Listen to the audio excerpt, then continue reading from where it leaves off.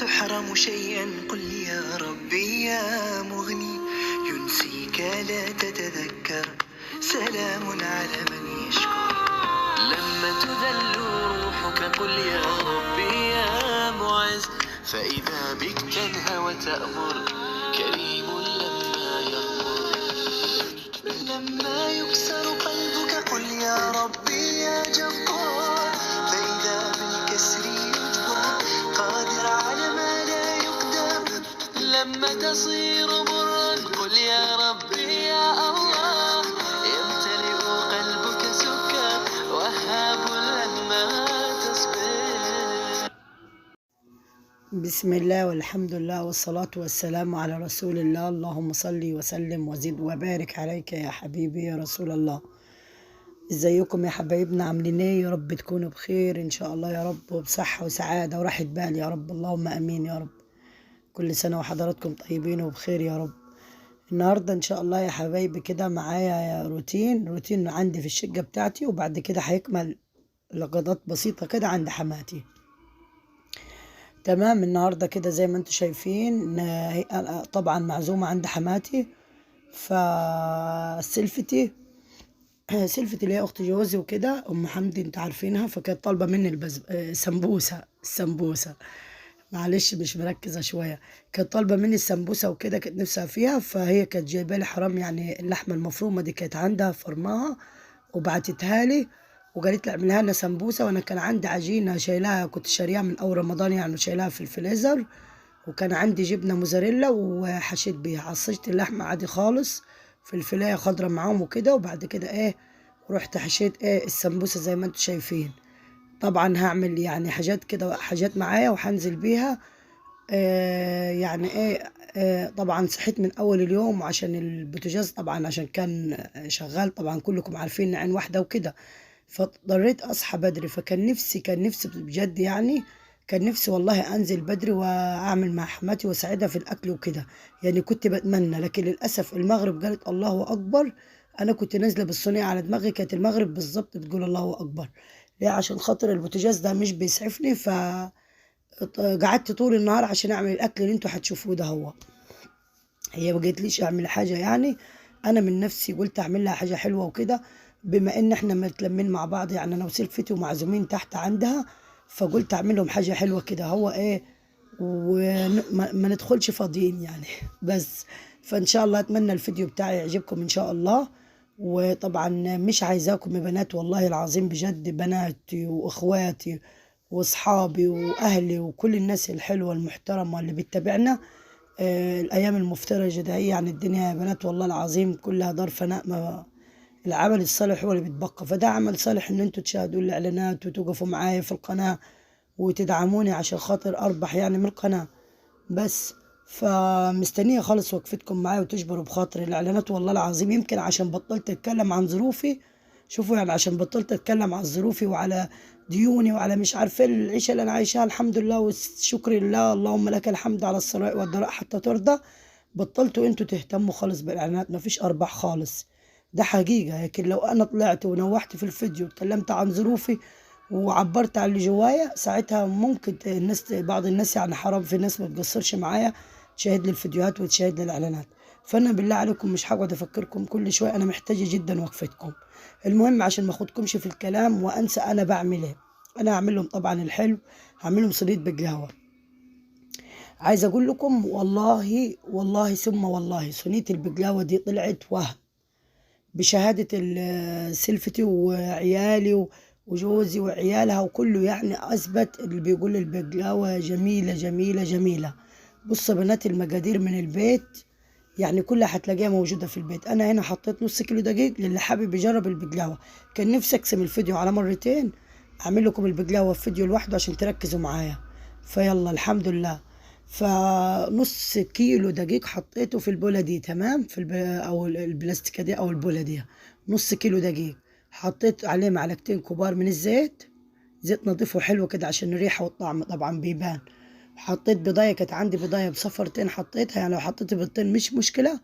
معلقة خل، ذرة ملح، معلقتين كبار من السكر. السكر ده بيخليها اللي هي البقلاوة الحمراء، مش البقلاوة البيضة. البقلاوة البيضة بتحط لها السكر، تمام. يعني بتحمر معاك في الفرن، البقلاوة الحمرا دي اللي اسمها.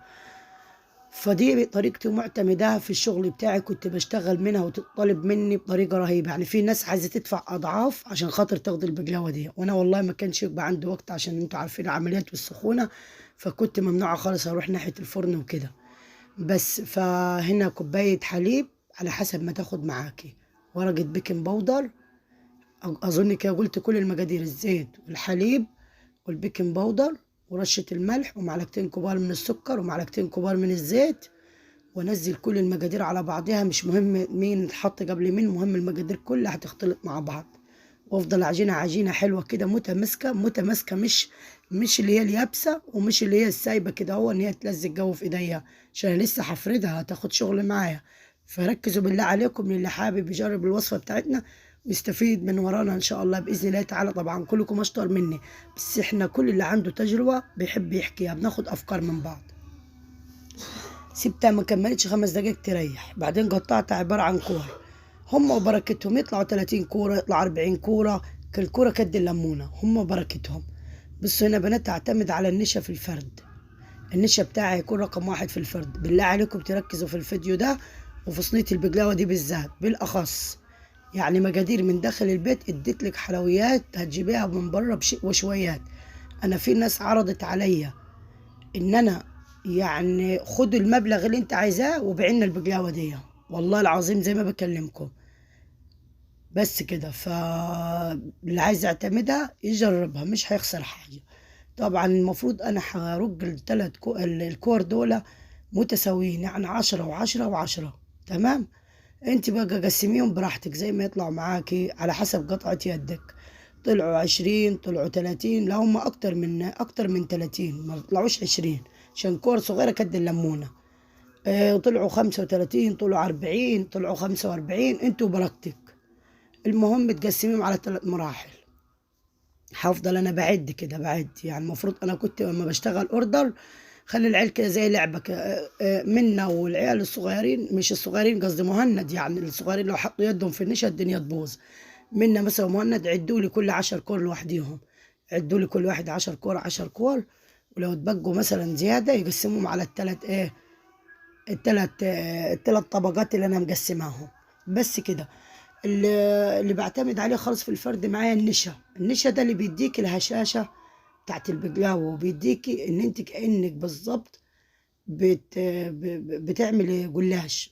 انا مرة في واحدة طلبت منه صينية، يعني بصوا عايزة اقول لكم حلفت بإيمانات ربنا كلها اللي في الدنيا، وحلفت ان هي تصدقني ان دي بقلاوة عاملاها عجينة يعني بيتي، ان تصدق سبحان الله وتعالى، والله العظيم ما صدقت ولا اقتنعت. قالت لي عشان هي جميلة خالص عجبتها، بس هي متأكد يعني واثقة 100% ان دي جلاش. تقول لي مستحيل انت حاجة بيتي طلعها بالخفية دي وتعمليها كده زي تقول عليها بقلاوة دي عجينة، ما تقنعنيش ان دي عجينة معمولة ببيض في البيت، انت دي جلاش مشتريها وعملتيها عشان كده خفيف خالص. يهديك يرضيك والله العظيم، عايزه اقول لكم ما اقتنعتش نهائي. طب يا ست حاجة بالله عليكي، قلت لها خلاص براحتك، المهم عجبتك وكلتها؟ قالت لي اه بصراحه تسلم ايدك. قلت لها خلاص. جت مره تاني طلبتها، قلت لها ما هي جلاش ممكن تشتريها من بره. فضلت تضحك، قالت لي لا انا حتى لو جلاش انا الطريقه بتاعتك عجباني. فبصوا هنا هو في ناس طلب لي سنين اوردر مني زي ده، والله العظيم اقسم بالله يتمنوا ان انا ارفع سماعه التليفون واقول لهم ان انا اعمل لكم بقلاوه. تخيلوا يعني بمقادير سهله زي كده في البيت. هنا هفضل افرد. انا الحمد لله ان انا اشتغلت يا بنات على على الرخامه، ليه؟ عشان الرخامه متساويه تساعدني جوه في الفرد، يعني هي مش عريضه زياده، بس انا بقدر الامكان اشتغل عليها. بس الطبليه لما بشتغل عليها الشغل ده الحاجات دي خفيفه ريشه هتشوفوها معايا، فهوا عباره عن هوا كده. لما اشتغل على الطبليه تتخرم عشان فيها الطبليه مسامير وكده وممكن تبوظ مني لا قدر الله يعني. فانا كنت مرتاحه خالص ان انا عملتها على على الرخامة. كنت هنا بقول لكم يا بنات، كنت بقول لكم ان انا والله شغالة باقصى سرعة، عشان قال عشان قال الحق ان انا. الله اكبر الله اعظم، لسه الفجر طبعا ما اذنش، لسه بدري، ده قرآن بيقرا وكده عشان الناس تتسحر. كل سنة وانتم طيبين، يا رب نعاد عليكم بالخير أيام حلوة وأيام مباركة ومفترجة سبحان الله، أيام حلوة والله العظيم. سبحان الله، هنعيش تاني السنة الجاية الله أعلم في الميعاد ده. لا إله إلا الله ولا حول ولا قوة إلا بالله. بصوا كده فضل من الله ازاي، بصوا ازاي خفيفة. اللهم لك الحمد ان ربنا علمني الطريقة برضو ايه دي نعمة برضو علينا يا جماعة والله. ان ربنا سبحانه وتعالى الهمني الفكرة وعلمني ان انا اعمل حاجة زي دي كده حلوة وتعجب الناس. ده رزق ونعمة من عند الله، ديما علي نعمة يا رب، احفظها من الزوال واديني الصحة يا رب. فردتهم فردة من الاخر كده، فردة على الاخر خالص على قد صديتي. ده مكسرات الغلابة بقى، شوية جوز هند، على شوية فول والله دقتهم في الهون كده كسرتهم. كان بوقع عندي فول سوداني كنا مشترينه من محمص يعني، كنا بناكل فيه. رحت قلت والله يا بنت لا تجيبيهم وقزقزيهم كده كسريهم يعني وفتحيهم، وكسرتهم في الهون. وكان عندي شوية جوز الهند، أقسمت لكم بالله المكسرات ما دخلت بيتي غير شوية جوز الهند دول، تقريبا قريت سعره مكتوب عليه ب20 جنيه، ولا مكسرات دخلت البيت غيرهم. أقسم بالله، ولا تقولي لي يميش ولا قمر الدين ولا مش عارف ولا الكلام ده خالص. فعشان تعرف الواحد الحمد لله برضه بيحمد ربنا وبيشكر ربنا على النعمة وعلى الصحة وعلى الستر. أهم حاجة إن إحنا فينا صحة ومستورين، بس دي بالدنيا. مش عارفة، حسيت التسجيل وقف باين عليه ولا إيه، وكملت تاني. ولا مكسرات ولا غيره هتفرق يعني، الصحة والستر وراحة البال نعمة من عند الله، اللهم ديمها نعمة يا رب. بس كانت جميلة جو والله يا بنات بجوز الهند. عارفين كان نفسي ان انا اعملها بالفستق الاخضر ده الجميل الاخضر قوي ده. كان نفسي، بس ايه، ما مش متاح، اسعاره تعدي 600 جنيه يمكن الكيلو. مين هيقدر يجيب الحاجات دي؟ فقلت يلا جوز الهند حلو مش وحش برضه، خلاها جميلة وطعمها عسل والله. طبعا فردتها خصش، ما تقوليش عملت ايه وما قلتيش. فردتها خص، انا ما كانش عندي وقت للتصوير والله، عشان خاطر انا الحق برضه ايه، انزل يعني اعمل حاجه مع حماتي. بصراحه ما حطيتش يد عندها لاني ما لحقتش، كانت بنتها تحت برضه سلفتي، قلت يمكن تساعدها هي وتمشي الدنيا يعني، وانا اعمل لهم حاجه فوق حلوه يفرحوا بيها. فردت خالص 3 طبقات، فردت الطبقه الاولى ونفضتها خالص بالنشا، ودهنت صينيتي وحطيت الطبقه، وبعد كده اديتها رشه السمنه ولا رشه زبده او زيت الموجود عندك، بس الزبده بتخلي طعمها حلو. بعد كده ايه، رحت رشيت لها رشه المكسرات في النص، وبعد كده فردت الطبقه التانيه ونفضتها من النشا وحطيتها، وهكذا واديتها طبقه السمنه ونفضت التالتة، ورحت حطها في التالتة بقى. ما ندهنش هنا، نصبر لما نديها التقطيعة الحلوة دي اللي هتطلع لنا وردة، التقطيعة المحترفة دي اللي تطلعش غير من الستات المحترفة. اللهم لا فخر يا رب يعني، ده نعمة من عند الله يا جماعة والله. في ناس حاولت تقطع التقطيعة وقالوا ما عرفناش وكده، فهي نعمة من عند الله وربنا إن شاء الله. بصوا مفيش حد بينزل متعلم، ركزي كده معايا، تقطعها زي 4 مثلثات كده، وبعد كده تديها زي السمبوكسات مثلثات كده في النص زي ما انت شايفة، وركزي في التقطيعة تطلع سهلة معاكي. حتى تلاقوا لنا 6 قطع كده، فبعد كده هعملها تاني. طبعا ممكن اخت ذكيه معانا كده مركزه خاص، انت يا مؤمنه مش بتاع يعني عملت لحماتك وما عملتش لامك.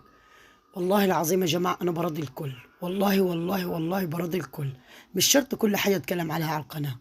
يعني امي طبعا زي ما انتم شايفين حالتها ووضعها، والله براضي الكل وربنا وحده اشهد عليا.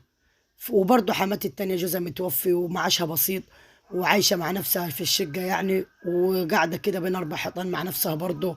اللي اتجوز راح له كل واحد في مكان، وقاعدة برضه التانية بين 4 حيطان برضه ايه بتكلم يعني، اعتبرها بتكلم نفسها وقاعدة مع نفسها بصراحة. برضه محتاجة اللي يطبطب ويجبر. وامي برضه ما يعني برضه التانية بجبر بخاطرها وبرضيها، وربنا وحده شاهد على كلامي. لحسن واحدة تيجي تقول لي يا ام منى انت ما بتعمليش كده مع عمك. والله العظيم بعمل، مش كل حاجه بصورها يا جماعه، في حاجات ما ينفعش تصوريها يعني، في حاجات ممكن الناس تقول طب انت وراكيش غير انك تصوريها، طب خلاص مش ضروري. ف يعني حسوا بالحته دي مثلا، او خدوا بالكم عشان برضو ايه، برضو انتوا تشكروا ان انتوا تنبهونا على اي حاجه، بس انا بقول لكم انا ما فيش حاجه بتفوتني زي كده. بس ربنا يسترها معنا ومعاكم، وسع علينا وعليكم، وسع على امي ويوسع على حماتي ويوسع على اخت ام ساجد، ووسع على اخواتي الولاد، ووسع على سلايفي، ووسع على أمة محمد جميعا يا رب، ما تحوج حد لحد، واجبر بخاطر الناس كلها يا رب، بحق جاه الله في الأيام المفترجة المباركة، الأيام الحلوة اللي بتيجي من السنة للسنة. ودي كل الناس يا رب، وسع عليهم يا رب بحق جاه الله يا رب، ما تحرمش اي حد ابدا يا رب، ما تحوج حد يا رب، اجعل بيوت المسلمين عمار يا رب، يا رب حببهم في بعض وحننهم على بعض يا رب، يا رب ما يحوج اي حد لاي حاجه يا رب، اشفي العباد واشفي المرضى يا رب، اشفيهم يا رب وعافيهم. وربنا سبحانه وتعالى رحمته واسعة يا جماعة، وربنا سبحانه وتعالى بيرزق، والله العظيم بيرزق الدودة ببطن الحجر، أقسم بالله بيرزق. بس هي عايزة شوية صبر، وعايزة اختبار، وعايزة شوية حمد، وعايزة شوية شكر، وعايزة شوية دعاء لله، وعايزة شوية التوسل إلى الله. حلو ربنا ما تتوسل إليه، حلو جو ما تتوسل إلى ربنا مش تتوسل للمخلوق يعني. الله كريم والله. هنا عملت لهم يا بنات ايه، طاجن الكوارع بالعنب، بالعنب طاجن الكوارع بورق العنب، برضه ما احلاش بعيد. تمام، بس حط اللايك وحياة ابوك يا شيخ، وحياة ولدك، وحياة اعز ملك، وحط لي اللايك. ايوه بتحنن فيك عشان انا شقيانه والله العظيم في الفيديو، عشان انا مطلع عينيها منعنسه وتعبانه، ومطلع عينيها عشان انزل لك الفيديو، اقسم بالله عشان قناتي ما توقعش، عشان تفضل مستمره. المهم هنا مش هاخدكم برضو في دوك عشان تلحقوا تشوف الورق العنب ده. اشمعنى حمد ووفاء عملنا ورق عنب بالكوارع واحنا ما نجربش الحاجات دي؟ لا نجرب ونص وثلاث ارباع. اللي احنا قليلين ولا يا جماعه؟ احنا مش قليلين والله يا جماعه. طبعا بما ان السيره جاتت، الكوارع دي جت منين؟ جت منين؟ جت من عند الله طبعا، والسبب فيها الناس الحلوة اللي ذبحت العجل، المحترمة الخلوقة بنت الأصول، اللي بتعمل الخير لوجه الله، اللي وسع علينا الله يوسع عليهم ويجعل بيوتهم عمار. نقدرش ننكر خير الناس وفضل الناس بعد ربنا. طبعا الكوارع كانت عندي وطلعتها ويا بنتي ما حدش دقها خاص، وقلت يا بنتي يلا خلي الناس كلها تدوق منها ونجبر بخاطر بعض، وكلنا ناكل مع بعض، وايه لقمة هدية تكفي بيها زي ما بيقولوا. انا عندي الولاد مش كلهم يحبوا الكوارع، بس انا عارفه ان جوز سلفتي بيحبها وجوزي بيحبها وانا بحبها، وبرضه سلفتي بتحبها، فقلت وحماتي برضه بتحبها، العيال مش قوي يعني. فقلت طلعت الرجل دي طبعا، عشان انتوا عارفين البوتاجاز هعيدها وازيدها على عين واحده شغال، والله ابدا بقول لكم كده يعني عادي، ان انا قعدت طول النهار عشان استنى الهانم دي تستوي، طلعت عينين امي عشان تستوي. سوري في اللفظ بهزر يعني. طبعا كنت تسبيكة المحشي كلكم عارفينها، وعندي شوية ورق عنب نص كيلو كنت شاريها من السوبر ماركت من أول ما دخلنا على شهر رمضان، ما استخدمتوش خالص، فقلت جاء أوانه دلوقتي نعمل العملة الحلوة دي، العملة اللي هي إيه يعني ما حدش عاملها قبل كده، المفاجآت دي. بس وش معنى حمد ووفاء يقول لك يا سلام ويعمل لنا طاجن الكوارع ده ويهفف نفسنا، احنا نفضل نتفرج من بعيد. طب والله طاجن زي ده يجيب شيء وشويات يا بنات في المطعم، اقسم بالله يجيب شيء وشويات في المطعم، اما تعمليه على ايدك كده وبروح حلوه، يا جماله يا جماله يا جماله بصراحه. بصوا لفيت ورق العنب ورصيته رصه حلوه كده، تحتيه شويه بصل وشويه طماطم زي ما انتم شايفين، 3 طماطمات كانوا في الاخر كده، ورحت عاملاهم شرايح ورصيتهم فوق على الطاجن، رصيت ورق العنب وحطيت في النص ايه الكوارع. الكوارع طبعا كنت مديها سلقه، كبيت ميتها طبعا اللي مش مستحبه يعني، بعدين حطيت ميه نظيفه واللورة ومش عارف ايه والطماطم واللي انتوا عارفينه واللازم منه يعني، بس وسلقتها السلقه اللي هي وريتها كده، خليتها زبده كده، وبعد كده خليتها خالص. بعد كده عملت ايه، فصين توم حلوين كده، هو دقيتهم وشوحتهم في معلقه زبده، وبعدين نزلت عليهم بايه يا بنات، نزلت عليهم اللهم صل وسلم وبارك على سيدنا محمد، نزلت عليهم بمعلقه صلصه، يعني كيس صلصه كده اشتريته بصراحه، الواد جابوا لي فكته عشان مش بستعمل الصلصه كتير الجاهزه. ورحت مشوحاه وسط التومايه، التومايه يا دوبك صفرت ما خدتش لون خالص يعني، هي بيضه والله كانت يا دوبك دبلت يعني. نزلت عليها بمعلقه الصلصه دي اللي هو كيس واحد ده، كيس اللي هو تقريبا ب2 جنيه تقريبا، وشوحته معاهم. بعدين نزلت عليها بمعلقتين خل، وبعدين نزلت عليها شويه شوربه كوارع، دول ليه حزق بيهم ايه الطاجن حلو كده، حزق بيهم الطاجن. وكان عندي معلقتين صلصه من التسبيك، وقلت خليهم احطهم على الوش، وشويه البهارات بتوعك التكات والحركات دول، شويه الفلفل الاسود على شويه الكزبره، كزبره الغلابه يعني، او توابل الغلابه، مش التوابل الفخيمه قوي يعني، التوابل اللي هي موجوده في بيتنا على طول اللي انا بستخدمها في كل اكل، الكزبره الفلفل الاسود وشويه الملح، لو في بابريكا ماشي، ما فيش ماشيه الدنيا زي الفل. بصوا عايز اقول لكم شويه الشوربه والله العظيم كانوا روعه، كانوا حكايه كده. انا ما مليتش الطاجن على الاخر يعني، تحت ورق العنب بشويه كده، لان طبعا ده ورق عنب خضار هينزل ميه، فملتوش على الاخر. بس كده ببين لكم هالميه الشوربه. وديتهم دولة، وديتهم رشه التوابل على الوش، وجبت الورق الفويل وغلفتهم ودخلتهم الفرن. يعني المغرب يا دوبك جت الله اكبر كنت نازله بيهم، كانوا يا دوبك استووا. تمام. عايزين نصلي الفجر طبعا، لسه ما اذنش، واشرب ميه، عايز اخلص بسرعه عشان اقوم اشرب ميه واصلي الفجر ان شاء الله باذن الله تعالى، ونقرا شويه قران وكده ايه الصبح يصبح. بس بعد كده ننام ان شاء الله باذن الله، ونصحى باذن الله تعالى على خير ان شاء الله يا رب. يا بنات مش هقول لكم تاني، وحياة اللي اعز ما عندك يا شيخه لا تحطي لي اللايك، بالله عليك حطي لي اللايك لاختك في الاسلام، مش هخسرك حاجه، والله ما هتخسري حاجه، والله بل بالعكس. ما تبصيش كده على الفيديو الحلو القمر ده وتسيبيه وتمشي.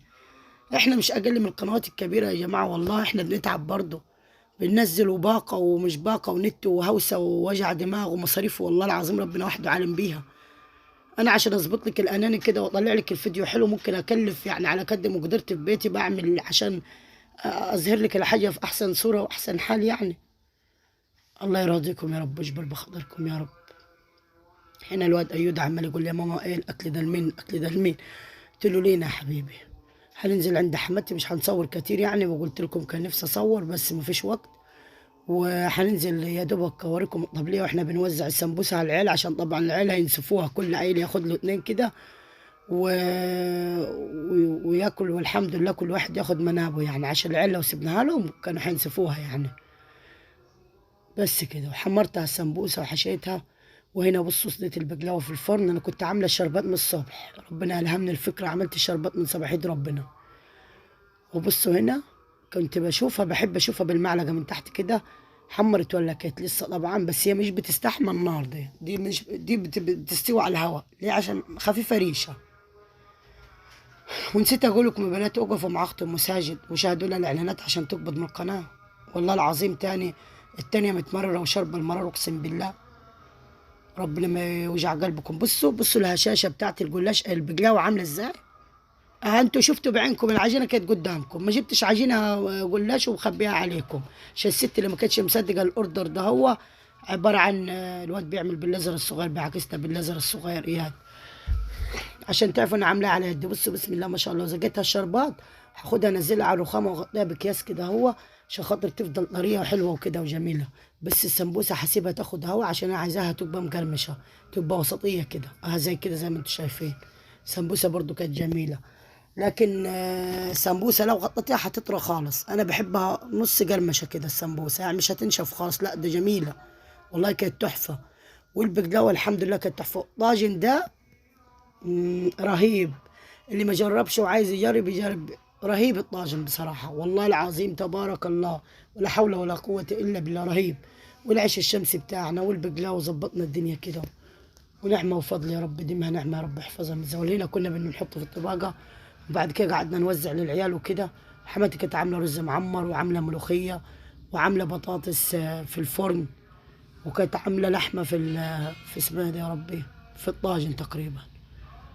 بس وكلنا، واللمه هي حلوه والاكله حلوه والدنيا مشيت، وايام بخيت علينا وعليكم وتجي من السنه للسنه.